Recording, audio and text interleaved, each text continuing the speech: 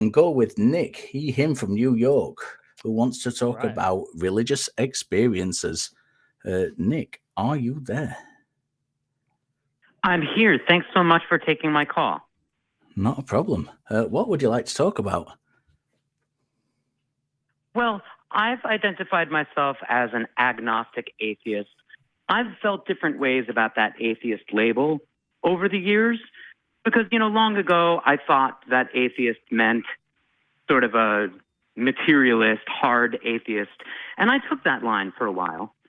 And then I sort of opened my mind and realized, well, in the same way that religious people are sort of being arrogant, overstepping, thinking they know what's out there, I felt like in the same way, I ought to be more agnostic. And I've sort of come full circle because I see how the community is using the word atheist, where it sort of encompasses having that agnostic, open attitude. So I don't at all suspect that the biblical God is real or anything like that. But at the same time, I don't assume that I know the ultimate nature of time, space, and being. You know what I mean? So I think of myself as atheistic, but also open to learning more about what all of this is. That makes sense, right? Yeah. Yeah, so I mean, it says in the call notes you want to talk about spiritual experiences. Do you have specific experiences you're struggling with? It's not that I'm struggling with anything, but I listen to your show and other shows on this channel. I hear a lot of people calling in, people who are religious, testifying to their own experiences and saying, well, I know this is real because of the experiences I've had. And the usual line, which I agree with, is that they're misattributing those experiences, that the experience may be genuine, but that doesn't mean that it's attributable to a spirit or a God. And I guess what's been on my mind is, all right, given that we're not going to attribute it to a spirit or a God, maybe there's still something worth looking at here. Whatever people are experiencing when they meditate or even when they pray or whatever these religious practices are yielding is something that people consider to be inspiring, something life-changing. And I guess what I've been wondering more and more is, how do we incorporate some of those discoveries into our own lives without buying into a theistic cosmology or believing in the mythology of the Bible? Without gods and spirits, is there still something here? Is there some practice through which we can develop, for lack of a better word, a spirituality? I mean, I know that sometimes we bristle at the word spiritual because it presumes that there's a spirit. But maybe we need new words then. Maybe we need new language. I think we need new words, or certainly to just to exchange a word like spiritual for something like inspired or inspiring. People look at the universe and think it's a spiritual experience. I look at the universe and I'm absolutely filled with awe. Spiritual has too many connotations for me, and I think it's far too often when we kind of people are throwing the word spiritual out about, it becomes so difficult because it becomes one of those situations where half of the time you're trying to figure out what they actually mean, and there are other words that we have which we can use, which are make perfectly good sense in the situation without invoking spiritual. I've been doing Buddhist meditation for many years, well over 2 decades now. And there's no spiritual aspect to that for me whatsoever. It's great, it's calming, it's introspective, it allows me to kind of push things aside and like biases and things aside easier than if I wasn't partaking in that. But I don't consider it a spiritual practice whatsoever. And I think there are many things like that, whether it's Buddhist meditation. Some people like to kind of take recreational drugs. Some people like to kind of go for a run. Some people like to just look at the sky and wonder at how amazing and how big the universe is. And there are lots of things we can kind of do to invoke those feelings without kind of jumping onto the to the spirit train or the spiritual train. I don't think we need to do it all. And Sam Harris is one of these people a lot of people kind of hugely admire, and it annoys the hell out of me when I hear him use the word spiritual, because everything he can do, he can remove that word.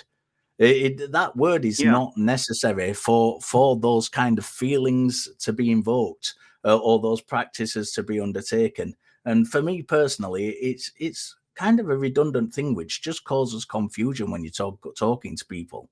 Lots of people have many different ideas about spirituality and the definition of spirituality. So why not just get rid of the word anyway and just use something more appropriate? Yeah, I don't disagree with anything you said. I think actually you and I are on the same page based on everything that you've just said. I agree that the word spiritual has a lot of unnecessary baggage in the way that the word God does. I mean, some people try to reclaim the word God. They say, well, I believe that everything is God. They take a sort of pantheist line. And they may not believe anything very different cosmologically than we mean. They're trying to reclaim the word. I agree with you that it tends to confuse people because the word has an existing meaning. So I agree with that. I guess what I wish is that everything you were talking about now with Buddhist meditation and feeling awe about nature, it's not that we don't talk about these things. I guess I just wish that there were even more discourse around that between theists and atheists, because when theists come to us and say, well, where do you get your sense of purpose? Where do you get your sense of meaning?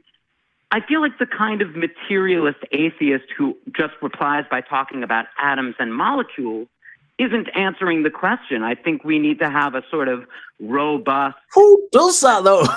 Who really does that? Because I've never heard any atheist answer that question with that. You know, the closest I've got to that is people talking about how the dogs or the children inspire them. I don't think I've ever heard anyone say, well, you know, in a really kind of dry, professorish manner, well, there is nothing really inspiring, because everything out there is just atoms and molecules, and that's all we need to concentrate on. And meaning really has no place in any of our lives. You know, that doesn't happen. And I think that's a kind of a straw man that a lot of theists like to throw out there to trying to kind of give themselves the upper hand before these conversations begin. Jimmy, I want you to jump in because I've been talking a lot. Sorry, you guys were. I was inspired by that conversation. You know, I didn't want to interrupt, but I think Nick makes a couple of good points, and there are some things that really caught me. So when you called in, you gave your intro. You said there really are some things that are worth looking into without kind of ascribing this higher power, type thing to it. And then you just most recently mentioned that's the word spiritual, or the concept of spirituality, has a lot of baggage. Well, first, what you're explaining sounds a lot like the scientific method. I mean, instead of just stopping short and ascribing something that is unproven, we do need to look into them. But people end up with this kind of spirituality when they refuse to do that, right? Just deciding what the conclusion is without really giving it any kind of inspection is how we end up with this very nuanced approach to spirituality, and this word that means so many different things, to the point where now we have to find a new word to really describe what we're talking about. So those were kind of just my footnotes on what I was hearing. Good points. Yeah, Nick. Yeah, well, so thanks a lot for taking my call. I don't think there's anything else I needed to say today. Keep doing the great work that you're doing. I really appreciate it. Absolutely. Thank you very much for your call, Nick. Really appreciate it. And yeah, I think Nick touched on a good point as well. That it's, we don't always have these conversations in kind of this space. And I think sometimes it's down to the kind of the vacuousness of terms like that. And I think as much as I kind of disagreed with the kind of hard atoms and molecules line, I think sometimes it is because there are a lot of people in atheist spaces who do kind of want to make themselves kind of disassociated and make themselves appear kind of Vulcan-like with coming from a logic standpoint, and they don't want to admit that there might be something that is awe-inspiring and bigger than them for probably the fear of being mistaken for saying that they think there's some kind of spiritual entity out there. I think it's fine to have that feeling. I think that feeling of wonder and awe is very important, and it's in all of us, and we are emotional creatures.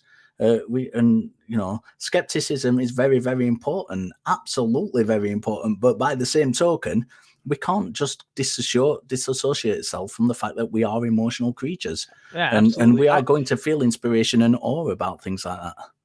I have no problem associating with myself with the idea that there is something out there bigger than myself, right? I feel that when I have a connection with the people around me. I feel that in my role as a father. I feel that as a human being that wants to help people.